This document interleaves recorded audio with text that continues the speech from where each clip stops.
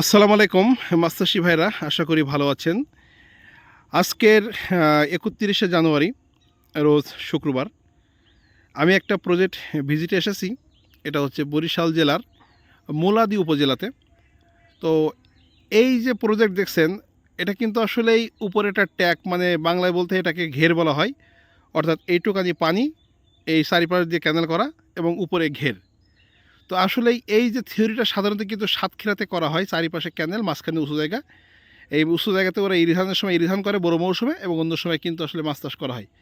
কিন্তু আসলে এই টেকনিক্যালটা কিন্তু সব জায়গায় অ্যাপ্লাই করতে হয় না টেকনিকটা, কারণ সব জায়গায় কিন্তু সব কিছু মানায় না।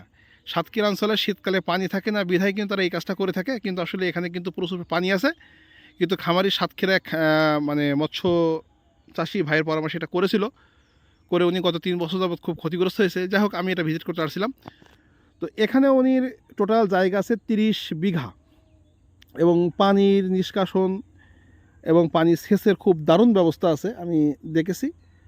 তো আপনাদেরকে বলতে চাই, যারা আপনারা নতুন করে কোনো ফার্ম করবেন, বিশেষ করে বড় আকারে, একটা বারের জন্য হইলেও যারা মাছ চাষে অভিজ্ঞ বা যাদেরকে আসলে আপনার বিশ্বাসযোগ্য মনে হয়, এমন প্রতিষ্ঠানের কাছ থেকে পরামর্শ নেবেন। এক্ষেত্রে কী হবে, পরামর্শটুকু নিলে আপনার যে কোথায় ভুল হচ্ছে কোথায় সঠিক হচ্ছে আশা করি আপনারা জানতে পারবেন। যেমন এই খামারে কিন্তু বেশ কিছু ভুলের মধ্যে ছিল, আমরা কথা বলার পর উনি বিষয়টা বুঝতে পেরেছে। শর্টে একটা কথা বলতে পারি, 30 বিঘা জলাকারের ভিতরে এই মুহূর্তে এই যে মাঠ আছে 25 বিঘা, তো 25 বিঘাতে উনি ধান চাষ করলে 3.5 মাসে হয়তো সর্বোচ্চ 2 লক্ষ টাকা ইনকাম করতে পারবে।